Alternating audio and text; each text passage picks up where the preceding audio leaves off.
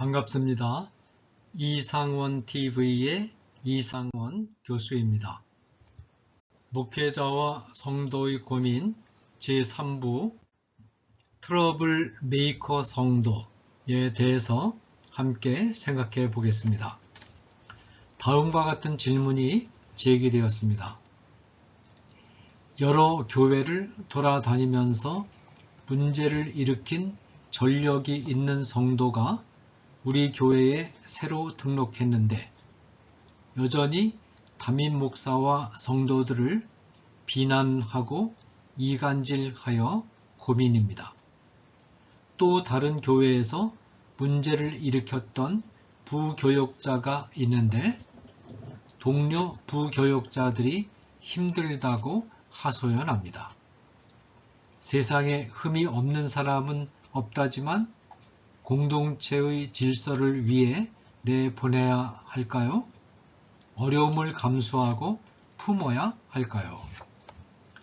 이 질문에 대한 저의 답변입니다. 제가 실제로 경험했던 내용을 소개하겠습니다. 1990년대 중반 제가 네덜란드 깜번에서 유학 생활을 하고 있을 때였습니다. 차로 약 20분 떨어진 즈볼로라는 도시의 음악학교에 한국 기독교인 유학생이 7, 8명 있었습니다. 마땅히 예배할 교회를 찾지 못했던 이들의 요청으로 제가 성경 공부 겸 예배 인도를 시작했습니다.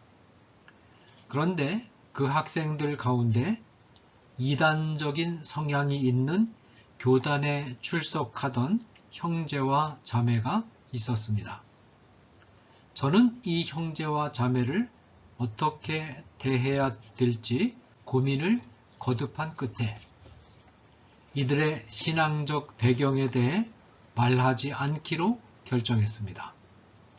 다만 성경에 충실한 복음을 전하는 일에만 집중했고 다른 형제와 자매와 조금도 다름없는 사랑으로 대했습니다.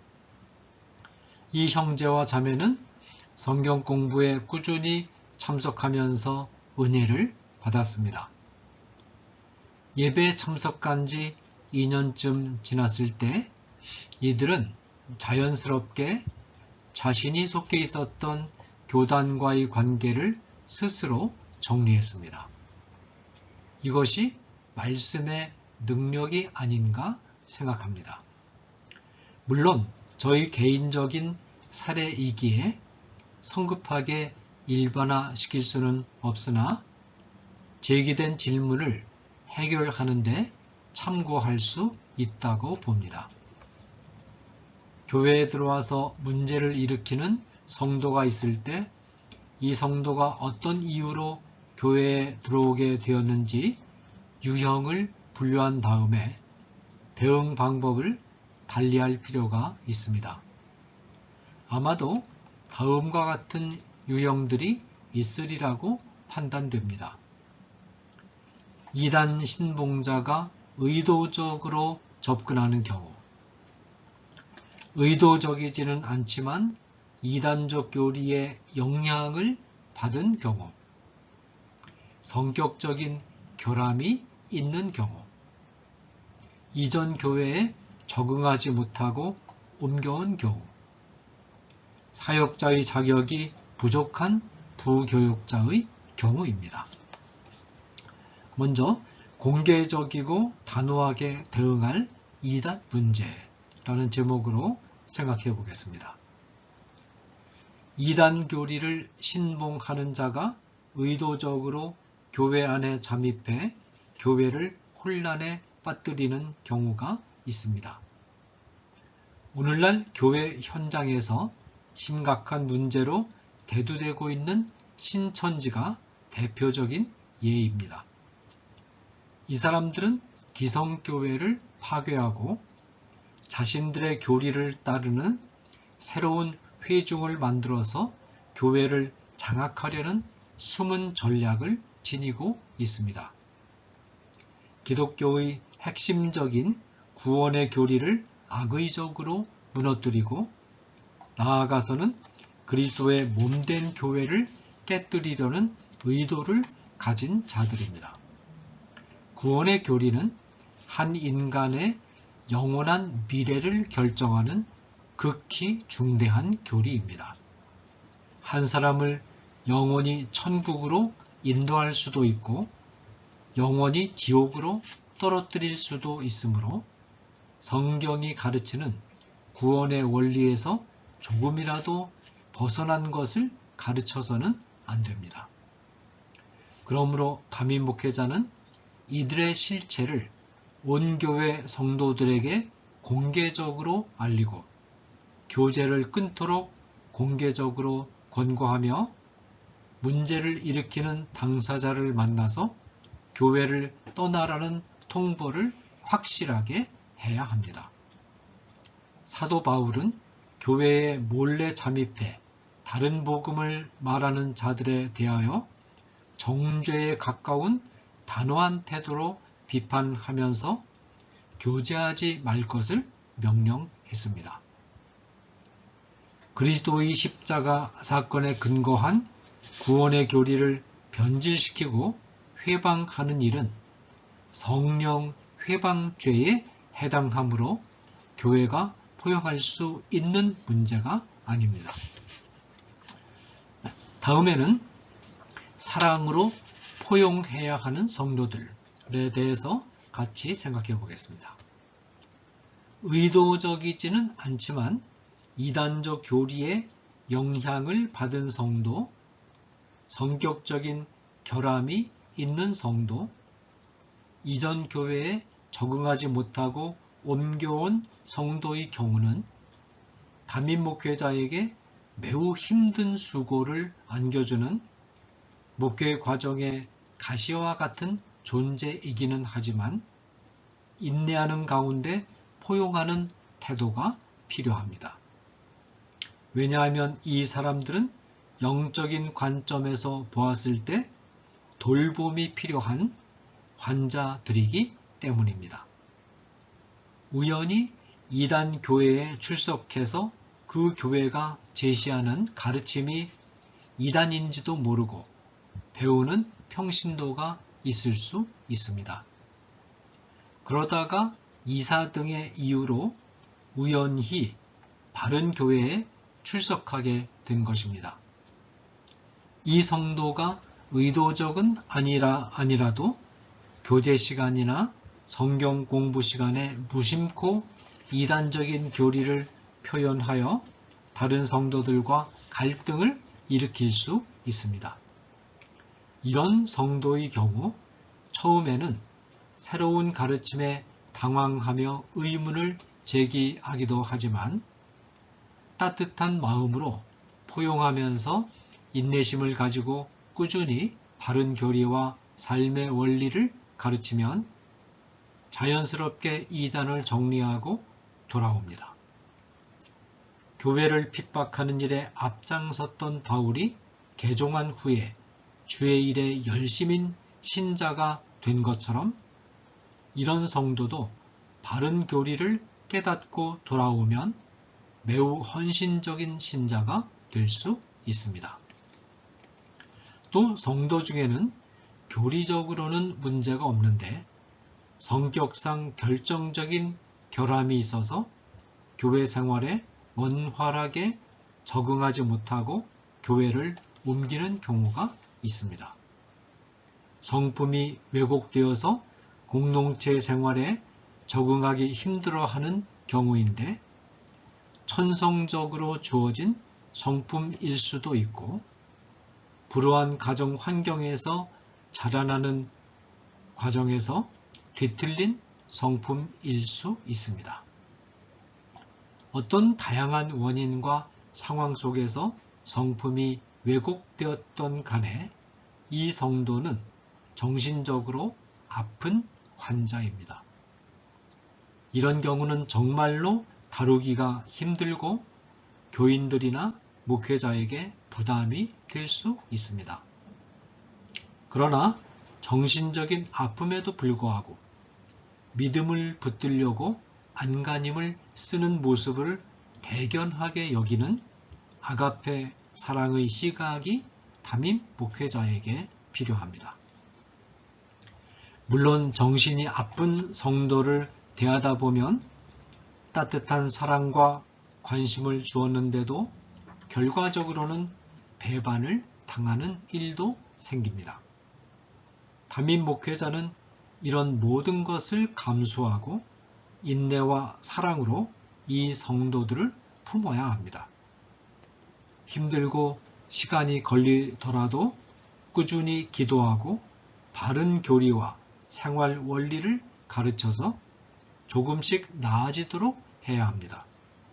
물론 이런 성도가 인간관계에서 성도의 관계를 분열시키는 일을 계속하면 합법적인 치리 절차를 밟아야 할 때도 있습니다. 처음에는 개인적으로 찾아가서 권고하고 그래도 듣지 않으면 두서너 사람의 증인들과 함께 가서 권고하고 그래도 듣지 않으면 교회 전체에 공개적으로 알려서 교회 차원에서 권고하고 그래도 듣지 않으면 출교할 수 있습니다. 출교하는 목적은 교회에서 아주 내보내는 것이 아니라 잠시 교회와 물리적으로 떨어져 있도록 함으로써 궁극적으로는 회개하고 다시 돌아오도록 하는 것입니다. 그 밖에 출석하던 교회 자체에 심각한 도덕적인 문제가 있고 이 문제를 극복할 만큼 믿음이 강하지 못해서 시험에 들거나 적응하지 못해 더 좋은 교회를 찾아서 옮기는 경우입니다. 이 성도는 영적이고 정신적인 상처를 입은 경우입니다. 그런데 이 성도가 교회를 옮겨 새 교회에 들어간 후에도 같은 패턴이 나타날 수 있습니다. 믿음은 어려운 고비를 성공적으로 잘 넘을 때 비로소 자라날 수가 있는데 고비를 넘지 못하고 피하면 믿음이 자라나지 않거나 약화되기 마련입니다. 이 성도는 새 교회에서도 적응하지 못할 우려가 있습니다. 이상적인 공동체를 꿈꾸면서 새로운 교회에 들어오지만 현실의 교회는 결코 이상적인 공동체가 아니기 때문입니다. 이 성도도 사랑으로 포용하는 것이 바람직합니다. 이 성도는 담임 목회자가 인내심을 가지고 꾸준하게 바른 교리와 생활의 원리들을 가르치고 건전하면서도 따뜻한 교회 생활을 경험하도록 도와주면 큰 어려움이 없이 새로운 교회에 잘 적응하고 훌륭한 성도로 다듬어질 수 있습니다. 자, 그 다음에 옮겨온 부교역자에 대해서 생각해 보겠습니다. 부교역자가 문제를 일으키는 경우도 있습니다. 부교역자로 채용했는데 전에 있던 교회에서 잘 적응하지 못해 옮겨왔거나 부교역자로서 제대로 된 훈련을 받지 못해 주어진 업무를 제대로 처리하지 못하거나 인격에 어떤 결함이 있어서 관계에 어려움을 겪는 경우가 있습니다. 문제를 일으키는 부교역자의 경우는 일반 성도들과는 입장이 다릅니다. 왜냐하면 이들은 성도로 부름을 받은 자들이 아니라 성도를 섬기는 전문 사역자로 일하도록 교회의 위임을 받고 온 자이기 때문입니다. 따라서 부교역자는 일방적으로 포용할 수만은 없는 자들입니다. 담임 목회자는 부교역자로 들어온 자를 일단 따뜻하게 포용해야 합니다. 이들은 현장 사역을 수행하고 있지만 일정한 기간 동안 담임 목회자로부터 현장 목회 사역에 대한 지도와 훈련을 받아야 할 과정에 있는 자입니다. 그러나 부교육자는 어디까지나 이미 전문적인 현장 사역자입니다. 따라서 부교육자가 맡겨진 사역을 바르고 성실하게 수행하기에 적합한 인품을 갖추지 못했거나 주어진 직분 수행에 바르고 성실하게 임하지 않아서 성도들과 교회에 명백하게 해를 끼칠 경우 담임 목회자는 개인적으로 만나 문제점을 지적하고 시정과 분발을 요구하는 지도를 해야 합니다. 일정 기간 이와 같은 지도를 하고 인내하는 가운데 기다려 보아도 문제가 개선되지 않으면 불가피하게 사임시키는 절차를 밟아야 할 때도 있습니다. 자, 그 다음에 교회의 기초 체력 강화 문제에 대해서 생각해 보겠습니다. 평소에 제때 식사하고 규칙적으로 운동하고 항상 마음을 선하게 가지는 생활을 하면 큰 질병도 수월하게 이겨낼 수 있습니다. 이처럼 교회도 평소에 규칙적이고 강도 높은 훈련을 철저히 해 놓으면 어떤 위기 상황도 당황하지 않고 거뜬히 이겨낼 수 있습니다. 교회도 영적이고 신학적인 기초 체력을 단단하게 해 놓는 것이 우선 필요합니다. 다음과 같은 세 가지 조치를 성도에게 적용하는 것이 교회의 영적이고 신학적인 기초 체력을 강화하는 데 도움이 될 것입니다. 첫째, 성도에게 사도신경을 중심으로 하여 기독교인이 꼭 알아야 할 하나님에 관한 지식을 철저하게 교육하는 것입니다.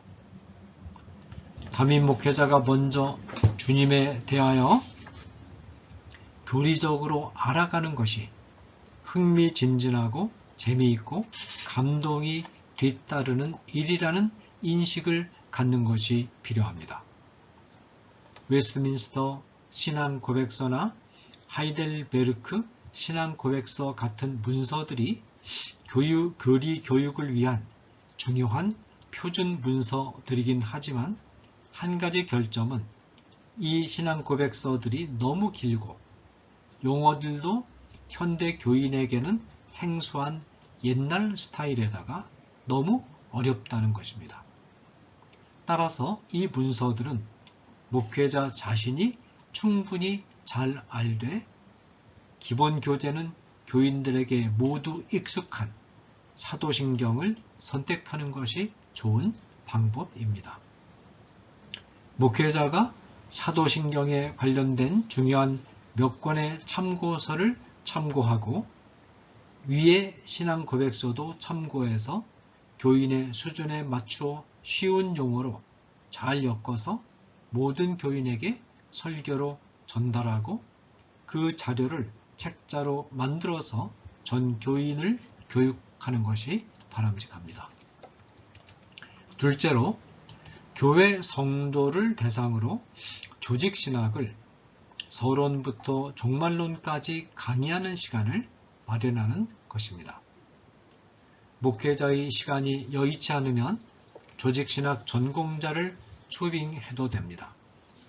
최근 많은 교회가 제자훈련을 포함한 여러 가지 다양한 형태의 평신도 훈련 프로그램을 운영하여 큰 효과를 거두고 있습니다.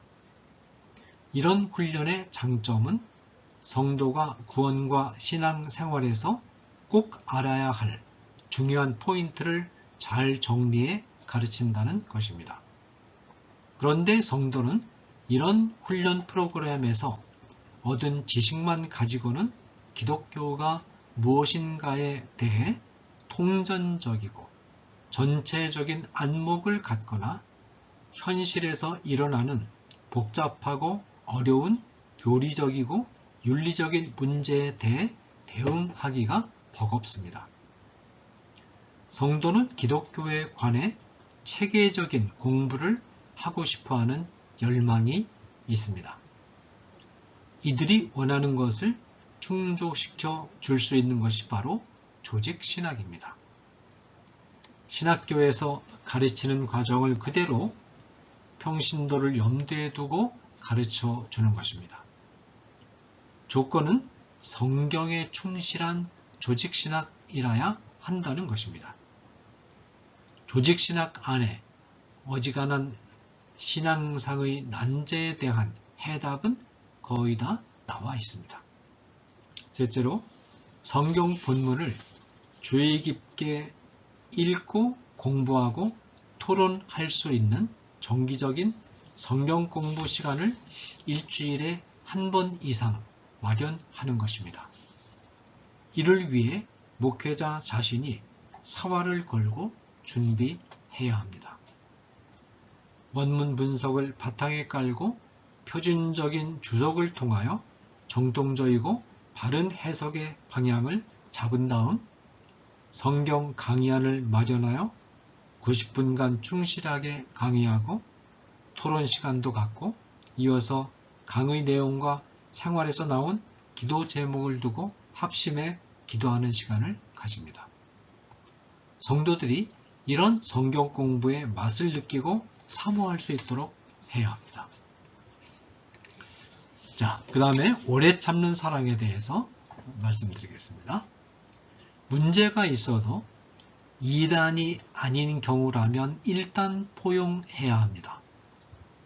담임 목회자가 이렇게 해야 하는 이유는 담임 목회자가 모든 성도를 포용함으로써 아가페 사랑의 원리를 실천에 옮기고 있음을 보여주어야 할 위치에 있기 때문이기도 하지만 특별히 교회론적인 이유가 있습니다. 통상적으로 개신교에서는 교회를 무형교회와 유형교회로 구분합니다. 무형교회는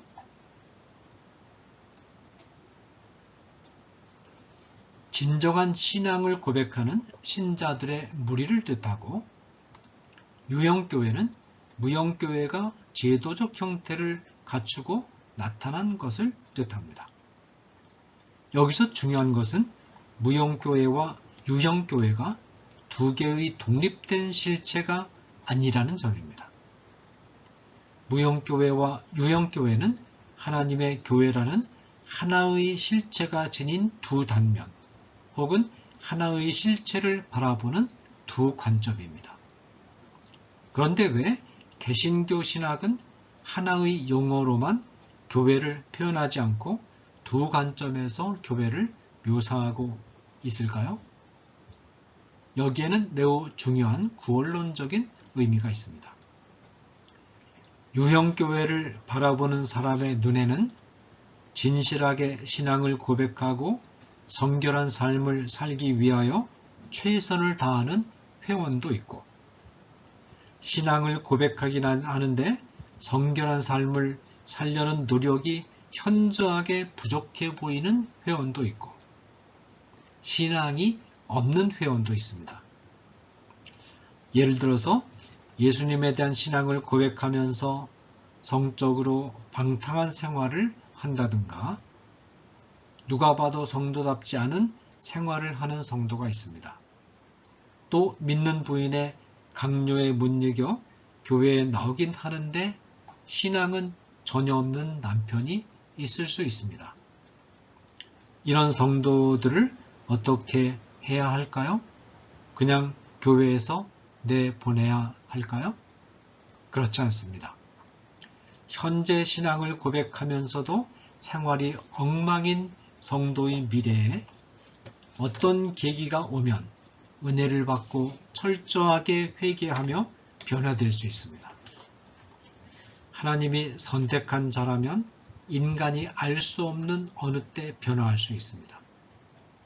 현재 신앙이 없는 성도도 마찬가지로 미래 어느 때 은혜를 받고 신앙을 가지게 될지 아무도 알 수 없습니다. 하나님이 선택한 자라면 믿음을 갖게 될 때가 올 것입니다. 교회가 이처럼 미래의 어느 때 철저하게 회개하고 또 신앙을 갖게 될 회원을 현재 모습만 보고 외면해 버리거나 내보내 버린다면 치명적인 실수를 범하는 것입니다. 그러므로 담임 목회자는 아무리 현재 문제가 많은 성도라도 하나님이 정하신 때가 되면 진정한 회개의 시간이 찾아올 것이며 신앙을 고백하게 될 것이라는 소망을 잃지 않고 이런 소망 가운데 문제의 성도들을 바라보면서 힘들고 어려워도 인내로서 참아내는 태도를 잃지 않는 것이 중요합니다. 그것이 바로 담임 목회자가 성도들에게 줄 수 있는 사랑입니다. 현재는 유형교회에 속할 자격이 없는 것처럼 보이는 회원일지라도 하나님이 무용교회의 회원으로 예정해 놓으신 회원이 있을 수 있기 때문에 문제가 있는 성도라도 경솔하게 교회 밖으로 내보내서는 안 되는 것입니다. 담임 목회자는 평소의 기도와 깊은 기도와 평신도 훈련과 교육 그리고 친밀한 공동체 훈련 등을 꾸준히 그리고 강도 높게 시행해야 합니다. 교회의 영적이고 신학적인 체질을 강화하는 일에 힘씀으로써 어떤 인물이 교회의 문을 두드리고 들어와도 흔들리지 않고 대응하며 이들을 참된 신자로 주조해 낼 수 있는 용광로와 같은 교회를 만들어 가야 합니다. 이를 위해 평신도의 수준에 맞춘 사도신경 교육과 조직신학 강의, 깊이 있는 성경 공부와 기도 시간 등을 충실하고도 꾸준하게 운영하는 것이 바람직합니다. 이런 토대 위에 서서 구원의 교리를 깨뜨리기 위하여 들어온 이단성이 있는 회원들과는 공개적으로 단호하게 관계를 단절해야 합니다.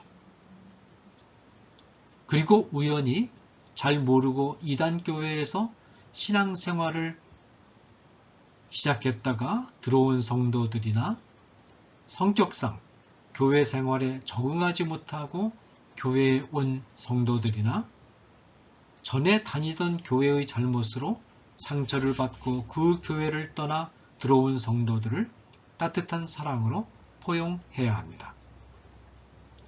또한 문제를 일으키는 부교육자들의 경우에는 아직은 목회 훈련을 받는 과정이라는 점을 고려해서 실수가 있어도 교정해 주면서 지도해야 합니다. 다만 교회의 성도들에게 끼치는 나쁜 행동이 오랜 기다림에도 교정되지 않는다면 부득이 사임시키는 방안도 고려될 수 있습니다. 감사합니다.